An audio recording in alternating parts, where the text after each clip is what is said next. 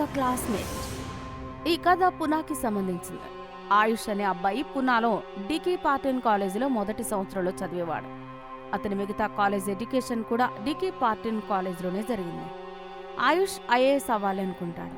అతను కాలేజ్ లైబ్రరీలో పగలు రాత్రి చదువుతూనే ఉండేవాడు. ఒకరోజు ఆయుష్ లైబ్రేరియన్ని ఇలా అడుగుతాడు, టైమ్స్ ఆఫ్ ఇండియా ఎక్కడుంది? నాకు దొరకట్లేదు. ఎవరైనా తీసుకెళ్లి ఉంటారు. ఆయుష్ ఆశ్చర్యపోతాడు. ఎందుకంటే అతను కాకుండా కాలేజీలో టైమ్స్ ఆఫ్ ఇండియా చదివేవారు ఇంకెవరూ ఉండరు. ఆయుష్ వేరే న్యూస్ పేపర్ తీసుకుని తన చోటులో కూర్చుంటాడు. అప్పుడే అతను చూస్తాడు, తన పక్కన కూర్చొని ఒక అబ్బాయి టైమ్స్ ఆఫ్ ఇండియా చదువుతూ ఉంటాడు. ఆయుష్ ఆ అబ్బాయిని ఇలా అడుగుతాడు, ఐఏఎస్ కి తయారవుతున్నావా? అవును. నీ పేరేంటి? మేహుల్. ఫస్ట్ ఇయర్ చదువుతున్నాను. అరే, అయితే మనం క్లాస్మేట్స్ అవుతాం కదా. కానీ ఇంతకు ముందు నిన్నెప్పుడు చూడలేదు. ఇన్ని రోజులు ఎక్కడున్నావు? ఇదే కాలేజీలో ఉన్నాను. నేను నిన్ను చూశాను. ఏం మాట్లాడుతున్నావు అసలు నువ్వు? నేనైతే నిన్నెప్పుడూ చూడలేదు. ఇలా ఇద్దరు మాట్లాడుకుంటూ తొందరగా మంచి స్నేహితులవుతారు. ఆ తర్వాత వాళ్ళిద్దరు రోజు పగలు రాత్రి కలిసి లైబ్రరీలో చదువుకునేవారు. ఒకరోజు ఆయుష్ కాలేజ్ క్యాంటీన్లో తన స్నేహితురాలు నేహ ఇంకా వరుణ్తో పాటు ఉంటాడు. లైబ్రరీలో ఎప్పుడూ ఒంటరిగా చదువుకుంటూ ఉంటావు, బోర్ కొట్టదా నీకు? నేను ఒంటరిగా ఎందుకున్నాను? నాతో మహల్ కూడా ఉన్నాడు కదా. మేహుల్ ఎవరు? అరే, అతనే నా పక్కన కూర్చున్నాడు కదా. తను మన క్లాస్మేట్. నాతో పాటు ప్రతి క్లాస్ అటెండ్ అవుతాడు. నేనైతే నీతో పాటు ఎప్పుడూ ఏ మేహుల్ని చూడలేదు. ఏమంటున్నావు నువ్వు? సరే ఆగు, నేను అతన్ని ఇప్పుడే పిలుస్తాను ఇక్కడికి. ఆయుష్ మేహుల్కి ఫోన్ చేశాడు. అప్పుడు మేహుల్ ఫోన్ స్విచ్ ఆఫ్ వస్తుంది. ఆయుష్ కంగారు పడతాడు. అప్పుడే నేహ ఇలా అంటుంది, సరేలే, మేహుల్ ఉండే ఉంటాడు. అయినా నా ధ్యాస మేహుల్ మీద కాదు, వరుణ్ మీద ఉంటుంది. నేహ అలా చెప్పి వరుణ్ణి హత్తుకుంటుంది. ఇంకా ఆయుష్ కూడా ఫ్రీ అవుతాడు.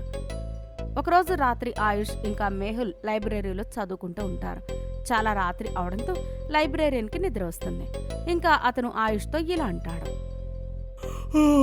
ఆయుష్ అన్నా, ఇక లైబ్రరీని నువ్వే చూసుకో. నేను వెళ్తున్నాను. నీ పని అయ్యాక కింద వాచ్మెన్కి తాళం ఇచ్చేసి వెళ్ళు. లైబ్రేరియన్ వెళ్ళిపోతాడు. ఇంకా ఆయుష్ మళ్ళీ మేహుల్తో కలిసి పుస్తకంలో మునిగిపోతాడు. చదువుతూ ఆయుష్ ధ్యాస మేహుల్ పుస్తకం మీద పడుతుంది. ఇంకా అతను ఆశ్చర్యపోతాడు, ఎందుకంటే ఆ పుస్తకం పూర్తిగా తెల్లగా ఉంది. ఆయుష్ మేహుల్ యొక్క పుస్తకం లాక్కుంటాడు. ఇంకా దాన్ని చదువుతాడు. కానీ పుస్తకంలో ఒక్క అక్షరం కూడా ఉండదు. పుస్తకం మొత్తం ఖాళీగా ఉంది. 2 నెలల నుంచి నువ్వు ఇదే పుస్తకం పట్టుకొని కూర్చున్నావా? ఏమైంది మెహల్? ఇలా చెప్పి ఆయుష్ అతని పక్కన చూస్తాడు. అప్పుడు మేహుల్ అక్కడ ఉండడు. దాన్ని చూసి ఆయుష్ బాగా భయపడతాడు. మెహుల్ ఎక్కడా? మాయమయ్యాడేంటి?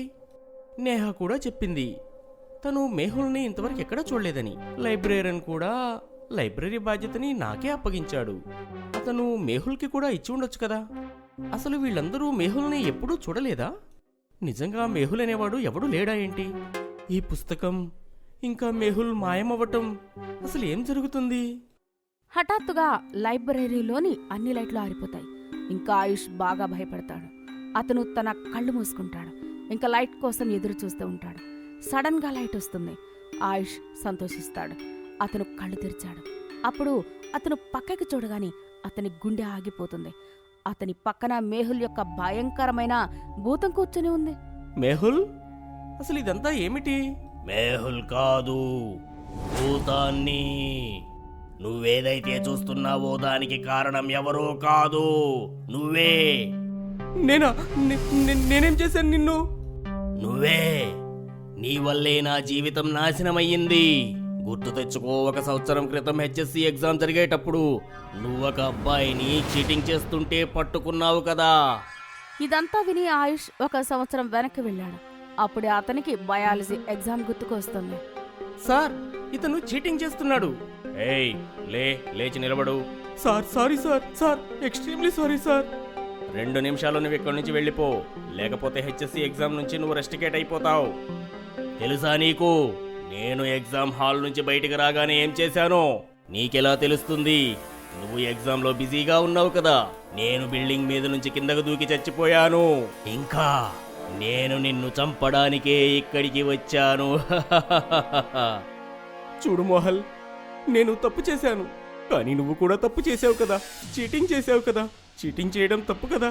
లేదు, నేను ఏదైతే చెయ్యబోతున్నానో అది మాత్రమే తప్పు. ఇది విని ఆయుష్ బాగా భయపడతాడు. ఏం చెయ్యాలనుకుంటున్నావు నువ్వు? మేహుల్ ఆయుష్ గొంతు పట్టుకుంటాడు. ఇంకా అతన్ని కిటికీ నుండి బయటపడేస్తాడు. ఆయుష్ లైబ్రరీ యొక్క 5వ అంతస్తు నుండి కింద పడగానే చనిపోతాడు. ఇంకా మేహుల్ లైబ్రరీ కిటికీ నుండి అతని శవాన్ని చూసి నవ్వుతూ ఉంటాడు.